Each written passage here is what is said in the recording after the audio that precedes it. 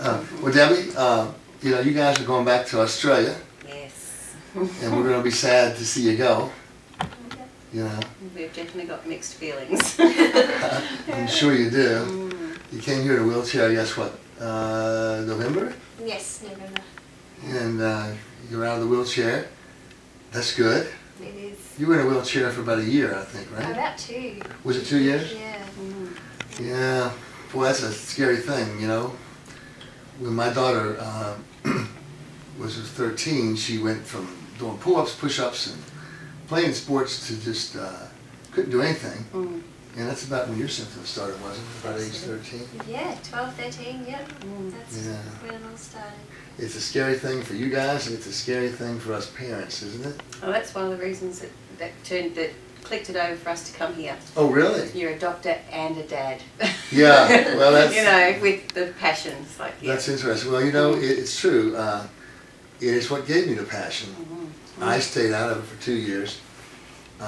We picked the best Lyme doctors in Florida. I didn't want to be a doctor. I wanted to be a dad and stay out of it, you know? Yeah. And then she got worse every month with the antibiotic treatment. And by the second year of treatment, she was bedridden a lot, almost all the time. Your symptoms at 13, you started with first joint pain, brain fog, all the above, I guess, really. It really was. It was more so sore throats and flu-like symptoms. Really? That had me in bed a lot. Missing a lot of school. A lot of school. Fatigue. Yeah. And then you just got so fatigued and the nerves got so weak, if you will. Well, like yourself, all the treatment we were doing just seemed to be getting worse. Yeah. And worse. And this was in Australia. Yes. You didn't move out of the country for treatment, just No. some people do, but... Well, we didn't know it was Lyme either, so... Until... That's true, you weren't diagnosed for the first few years. For 6 years. Yeah. I hear that all the time. Yeah.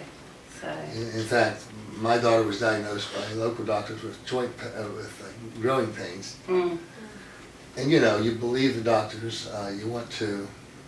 Trust them. Yeah, you do. So all the while you're going to different doctors around Australia and getting worse every year. So the wheelchair deal, and that's... My daughter just laid in bed. I mean, she just wouldn't go anywhere. So we would have had a wheelchair if she was going somewhere. That was a scary thing. Absolutely. Whenever we'd go out somewhere, and I'd just dread going anywhere to get in that wheelchair, and if I saw anyone I knew, I'd make Mum run in the other direction and wheel me away, and I avoided seeing people I knew for the longest time. Wow, that's so profound, you know, because, you know, it's bad enough for us older folks to get some medical deal going on, you know, but for young kids, it's really hard. I mean, that's yeah, you're not just dealing with illness, you're dealing with embarrassment and, you know, awkwardness and, But, I mean, just, you go to the mall and there you are, your friends are down there, and you should be hanging out with them, and that is, I'm sorry, I'm just, it's really tough, you know. Yeah. Yeah. It was There's really many of tough. those times. Yeah. Many of those So times. was she pretty good at getting you out of there? Yes. Racing through the mall with the wheelchair? She'd Were you knocking people off? drop everything and Hide behind. hide behind You things. put a siren on your wheelchair? Yeah, move. Yeah, it is, but the pain that you had here from all that, and then wondering if you'd ever get out of the wheelchair again. It's just, and I know my daughter, she has trouble still talking about it, too. And then for us dads and moms feeling so helpless, it's just like, are you kidding me? My daughter should be outside, you know? And you feel very alone in it because people don't understand. Yeah, No. because it's an invisible illness, you know, for Sure. most part. Oh yeah, well, and it remains invisible through most of the folks. Over half of the testing doesn't work. In Australia, but you did find the doctor that finally diagnosed you with Lyme there. Well, Well, it was he- my chronic fatigue specialist, Okay. and he said to me, you don't have the same symptoms as a lot of my other patients, and you keep getting worse. You never have a good day. You never You don't have, come up and down with you the don't quality have of the ups life. and downs. You're just progressive be getting worse. Yeah, so he said, I really want to test you for Lyme disease, and Send it to Germany. Yes. So you went to Germany for the diagnosis? He sent he sent the bloods. Oh, he sent it to Germany. Mm. Yeah, we used to do the German testing, and it's the best. However, it still misses it. Mm. It seems sort of wrapped up in that biofilm we showed you. So, but yours was positive, and that was that. Then you did antibiotic treatment, and got worse, or did you not do a lot? I did antibiotic treatment before the diagnosis. You did? Yeah. For what purpose? Just A gut instinct of a doctor. okay. So he just thought, well, we'll just give you antibiotics and see. It was homeopathic doses Yeah. for about 9 months, and I got much, much worse. We met a lot of people here from all over the world. Oh, the stories are so similar. They're all so similar, aren't they? Mm. Some of these middle-aged women have been treating for 10 or 15 years with antibiotics. Isn't it crazy? Oh, it's insane. And worse, and they've been all over the country to different doctors, and similar stories though. Getting maybe better for a few weeks, and then way worse over time. And you know, I showed you guys a lot of things the antibiotics change, and particularly the brain. You know, you get the brain fog from the Lyme, but when the antibiotics start changing the brain chemistry, as I've proven with some of these brain scans, your brain fog gets way worse. Yeah. Depression gets worse too. Mm. You won't find one person in this clinic who didn't get more depressed and more anxiety after the antibiotics, and that's actually this guy.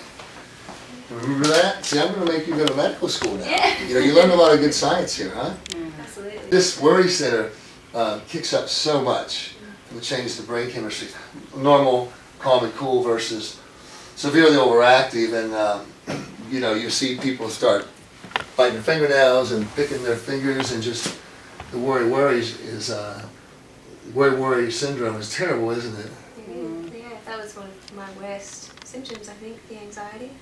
Worse than the depression, because they come together with the same changes in brain chemistry, but then the worry syndrome you get from this overactive anterior cingulate causes you to hyper-focus on your sickness and worry even more that you'll never get better. So it's just double, triple jeopardy, isn't it? But, so you're out of the wheelchair. So it was actually using a wheelchair for about 2 years. Yeah, and it's mostly the pain. And it was more pain than weakness, which comes from those nerves. That actually comes more from this. What do I do with that?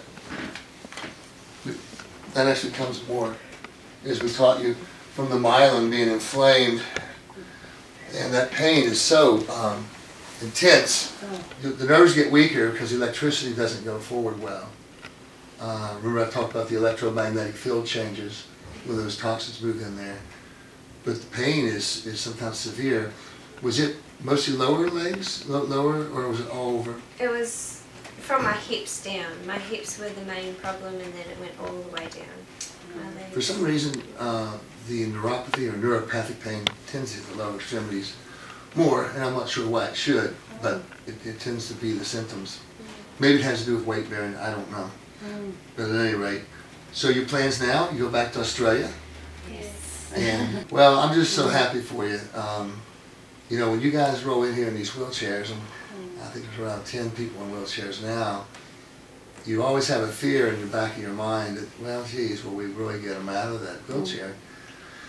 It just depends on how long they've been there and how sick they are. You came out real quickly, really. I mean, we had probably 10 weeks of treatment, I imagine. Yeah.